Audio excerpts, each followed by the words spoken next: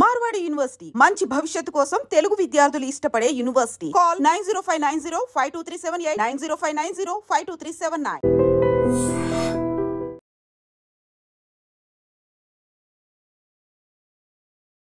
RTC bus ఇందులో ప్రయాణం చేస్తే సేఫ్ జర్నీ, సేఫ్ గా ప్లేస్లకు రీచ్ అవుతామనేటువంటిది యాక్చువల్లీ ఆర్టీసీ అతిపెద్ద నినాదం. ఎందుకంటే ఆర్టీసీ బస్సులో ప్రయాణం అత్యంత సురక్షితం. ప్రయాణికులు వాళ్ళ గమ్యస్థానాలకి చేరుకోవడానికి ఆర్టీసీ బస్సులోనే ఎక్కండి అనేటువంటిది మెయిన్ గా నినాదం.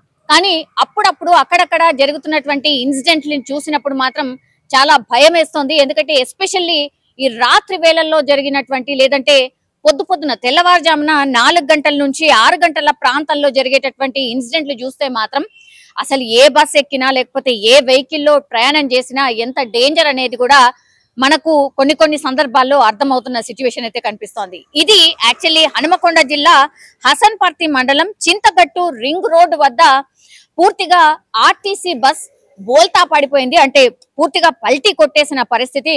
అందులో 40 మంది ప్రయాణికులు ఉన్నారు.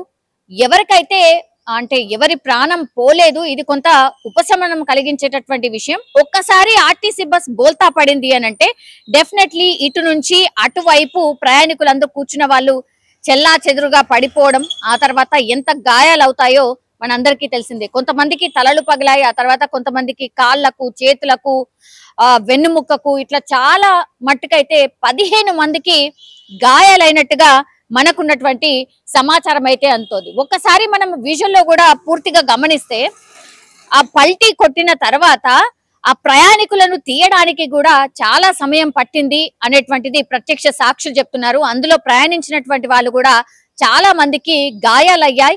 అక్కడ దగ్గరలో ఉన్నటువంటి వరంగల్లోని MGM ఆసుపత్రికి అయితే ప్రయాణికులను అందరినీ తరలించడం అయితే జరిగింది. అయితే స్పీడ్ కారణమా లేకపోతే ఇంత రింగ్ రోడ్డు వద్దకు చేరుకున్న తర్వాత ఎందుకని ఇది పల్టీ కొట్టింది అనేది కూడా పూర్తిగా ఆ కేసును అయితే ఇన్వెస్టిగేషన్ చేస్తున్నారు పోలీసులు. అండ్ పొద్దున వరకు కూడా పూర్తిగా ట్రాఫిక్ జామ్ అయినటువంటి పరిస్థితి. ఒక్కసారి బోల్తా పడిన తర్వాత ఆ బస్సులో ఉన్నటువంటి ప్రయాణికులను తీయడానికే చాలా సమయం పట్టింది. అట్లాగే ప్రయాణికులు ఎవరైతే గాయాల పాలయ్యారో వాళ్ళందరినీ కూడా హుటాహుట్న MGM ఆసుపత్రికి అయితే తరలించారు. వాళ్ళకి ట్రీట్మెంట్ ఒకవైపు నడుస్తుంది. ప్రాణాపాయ స్థితిలో ప్రస్తుతం అయితే ఎవరు లేరు, కానీ గాయాలు మాత్రం చాలా తీవ్రంగా అయినటువంటి పరిస్థితి అయితే కనిపిస్తోంది. అయితే ఈ బస్సుని మనము స్ట్రైట్ చేసిన తర్వాత మీరు చూడండి, అన్ని కూడా ఇప్పుడు ప్రయాణికులు ఎవరైతే వాళ్ళ బట్టలు ఎవరైతే తెచ్చుకొని ఉంటారో వాళ్ళ బట్టలు అన్ని కూడా విండోస్ నుంచి బయటకి పడిపోయిన పరిస్థితి. వాళ్ళు ఏవైతే వాళ్ళతో పాటు తీసుకెళ్తున్నారో అవన్నీ చెల్లా చెదురుగా పడిపోయిన పరిస్థితి కనిపిస్తోంది.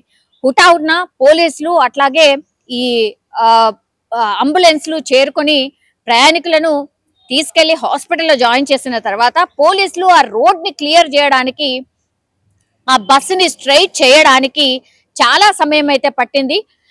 JCBలతో అండ్ ప్రొక్లైనర్ తో పూర్తిగా ఆ బస్సుని ఒక పక్కకు జరిపిన తర్వాత మాత్రమే ఆ రోడ్డు క్లియర్ అయిన పరిస్థితి. ఇది తెల్లవారుజామున జరిగినటువంటి యాక్సిడెంట్ గా చెప్తున్నారు. మరి యాక్సిడెంట్ ఎందుకు జరిగింది, పల్టీ కొట్టడానికి రీజన్ ఏంటి, అగైన్ ఇక్కడ కూడా ముందర ఏమైనా వాహనం ఉండిందా లేదంటే నిద్రమత్తులో ఇది జరిగిందా, స్పీడ్ గా వెళ్తున్నటువంటి సమయంలో ఏదైనా అడ్డుగా వచ్చినప్పుడు ఇది బోల్తా కొట్టిందా, సడన్ బ్రేక్ వేయడం వల్ల బోల్తా కొట్టిందా, ఇట్లా అన్ని కోణాల్లో కూడా పోలీసులు ఇన్వెస్టిగేషన్ చేస్తూనే డ్రైవర్ కావచ్చు, కండక్టర్ కావచ్చు, అట్లాగే అందులో ప్రయాణించినటువంటి ప్రయాణికుల దగ్గర కూడా పూర్తిగా అంటే ఏం జరిగింది ఏంటి కనుక్కునే ప్రయత్నం చేస్తున్నారు. కానీ రాత్రిపూట తెల్లవారుజామున జరిగినటువంటి ఇన్సిడెంట్ కాబట్టి అందరూ కూడా నిద్రమత్తులో ఉండుంటారు, వారు నిద్రపోయి ఉంటారు కాబట్టి ప్రత్యక్షంగా వాళ్ళు చూసింది ఏమీ ఉండకపోవచ్చు అనేది కూడా ఇంకోటి వినిపిస్తోంది. సో డ్రైవర్ గాని కండక్టర్ గాని చెప్పాల్సి ఉంటుంది ఇక్కడ ఏం జరిగింది, మరి బోల్తా పడ్డానికి కారణం ఏంటి అనేది. కానీ ఒకటి ఊపిరి పీల్చుకోవాల్సిన విషయం ఏంటంటే ప్రస్తుతం అయితే గాయాలైన వాళ్ళ సంఖ్యనే చెప్తున్నారు, కానీ ఎవరు కూడా ఇప్పటి వరకైతే మరణించిన దాఖలాలు అయితే లేవు. కానీ ఈ ఒక్క ఇన్సిడెంట్ ద్వారానే జడ్జి చేయలేము, అదేదో TSRTCలో జర్నీ చేస్తే సేఫ్ కాదేమో అనే విషయం కాదు. కానీ ఇట్లా వరుసగా ఇట్లాంటి ఇన్సిడెంట్లు జరుగుతున్నాయి కాబట్టి ఇంకొంత అప్రమత్తంగా ఇంకొంత జాగ్రత్తగా డెఫినెట్లీ ఈ బస్ డ్రైవర్స్ ఎవరైతే ఉన్నారో వాళ్ళు ఉండాల్సిన పరిస్థితి అయితే ఇట్లాంటి ఇన్సిడెంట్ తెలియజేస్తున్న పరిస్థితి కనిపిస్తోంది.